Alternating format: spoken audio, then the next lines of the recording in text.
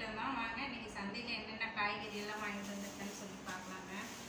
வெங்காயம் எங்கள் ஊரில் 1 கிலோ 50 ரூபாங்க. பெரிய வெங்காயமும் அதே தாங்க, 1 கிலோ 50 ரூபா. கொத்தவரங்காய் வாங்கிட்டு வந்தேங்க, 20 ரூபா. தக்காளி 1 கிலோ 50 ரூபா. சொரக்காய் 20 ரூபாங்க. அப்புறம் கோஸ் ஒன்று வாங்கிட்டு வந்தேங்க 10 ரூபாய்க்கு. அப்புறம் மெயினாக நாங்கள் வாங்குறது எப்படியும் வாரம் இந்த கோவக்காய்ங்க. இந்த கோவக்காய் தான் நம்ம வீட்டில் வைக்கலான்னு பார்க்குறேங்க. அந்த கட்டிங்கே கிடைக்க மாட்டேங்குதுங்க. ஒரு செடி வச்சேங்க, அது வேறு செடியே போயிடுச்சு. நாட்டு கோவக்காய் கசப்பான கசப்பு. அதனால் இந்த கோவக்காய்க்கே மெயினாக போகணுங்க. அப்புறம் முள்ளங்கி 10 ரூபாங்க. அப்புறம் பீட்ரூட்டு, கொத்தமல்லி 1/4 கிலோங்க. டீ எல்லாம் போட்டு குடிக்கிறதுக்காக கொத்தமல்லி. அப்புறம் இது ஒரு மெடிசன் ஒன்று வந்ததுங்க பஸ்ஸில் பார்சல். அப்புறம் அதையும் வாங்கிட்டு வந்துட்டோங்க. அவ்வளோதான். இந்த ஒரு வாரம் இல்லைங்க, கொஞ்ச நாள் தான். நாங்கள் இதெல்லாம் ஜூஸ் தான் போட்டு கொடுப்போங்க. இது பீட்ரூட்டு இதெல்லாம் ஜூஸ் தாங்க போடுவோம். காய்கறி இது எல்லாம் நாங்கள் கடையில் கொஞ்சம் வாங்கிக்குவோம். ஃப்ரிட்ஜிலலாம் எதுவும் வைக்க மாட்டாங்க, அதனால் வெளியே வச்சு தான் பயன்படுத்துவோம்.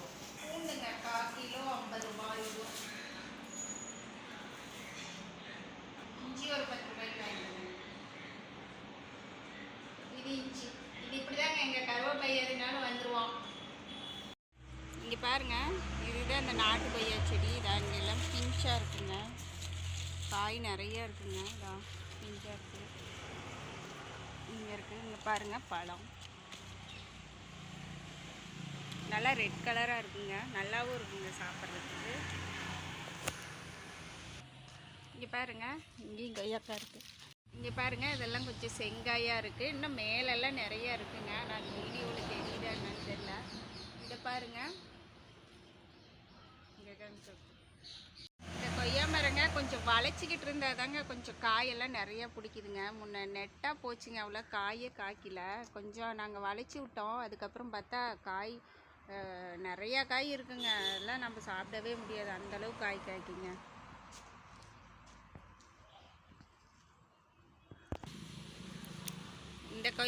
இந்த கொய்யா மரம் வந்து நாங்கள் வாங்கியெல்லாம் வைக்கலைங்க. இதுவும் தானாக முளைச்சி வந்தது தான். சரி என்ன காயின்னு தெரில அப்படின்னு சொல்லி அப்படியே விட்டேங்க. ஆனால் அதே நாட்டுக்காயாக தான் நல்லா இருந்தது. அதனால் சரி அப்படின்னு சொல்லி அப்படியே வெட்டாத விட்டுட்டேங்க. இதுக்கு நாங்கள் எதுவுமே போடுறது இல்லைங்க. தண்ணி கூட அது அந்த பக்கம் போகிற தண்ணியே தான். அது கொஞ்சம் வேரெல்லாம் கீழே இருக்கிறதுனால இழுத்துக்குது. மற்றதெல்லாம் நாங்கள் உரம் அந்த மாதிரி எதுவுமே போடுறது இல்லைங்க.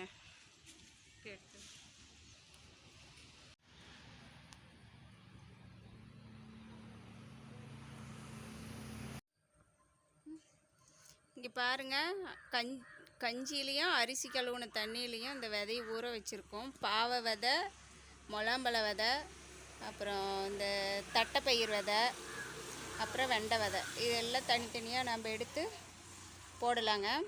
அப்போ தான் கொஞ்சம் முளைப்பு திறன் வந்து சீக்கிரமாக முளைக்குதுங்க. நான் அதை முளைச்சதை வந்து உங்களுக்கு இன்னொரு இதில் காமிக்கிறேன். பீக்கஞ்செடியும் சொரச்செடியும் அதே மாதிரி தான் பண்ணியிருக்கேன். ஊற வச்சு போட்டேன், நல்லா வந்திருக்கு. இதே அதே மாதிரி பண்ணியிருக்கேன். அதை உங்களுக்கு அப்புறமா காமிக்கிறேன் இருங்க.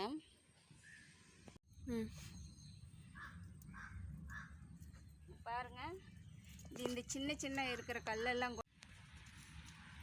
இந்த கல்லெல்லாம் இப்படி சின்ன சின்ன கல்லாக இருக்கிறதெல்லாம் கூட எடுத்துருந்தேங்க. இல்லைன்னா இந்த செடி வரவே வராது. நான் உங்களுக்கு அதுவுமே கூட காமிக்கிறேன். போன டைம் இந்த இடத்த தான் போட்டிருந்தோம், அந்த இடம் செடியே வரலிங்க. சின்ன இங்கே பாருங்கள், இந்த இடத்த இந்த செடி போட்டிருந்தேன். இந்த கல் அங்கே பாருங்கள், எவ்வளோ கல் அங்கே காமி, அங்கே பாருங்கள், அந்த கல் அவ்வளோ கல் இருந்ததுங்க. அதனால் இந்த செடி வரவே இல்லைங்க. இப்போ அதனால் கல்லெல்லாம் சுத்தமாக க்ளீன் பண்ணிவிட்டு போடுறேன்.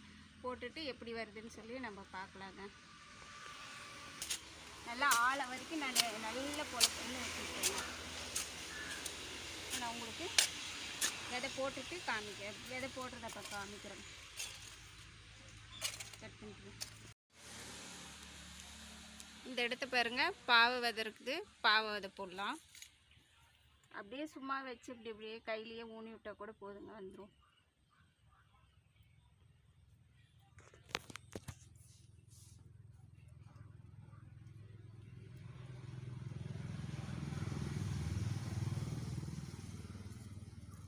அவ்வளோதாங்க.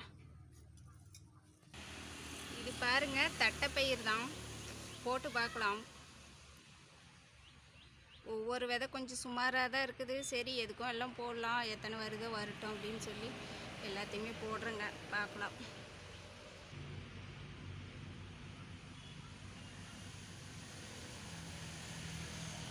இது அப்படியே தூவி விட்டு மண்ணை போட்டு மூடிடலாங்க.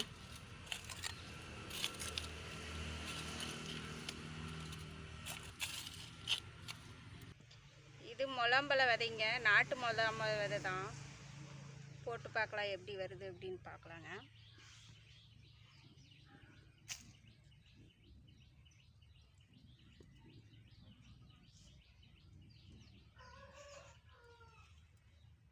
இது கொஞ்சம் அதிகமாக இருக்கிறதுனால 2 ரூபா போட்டு விட்டுறலாங்க.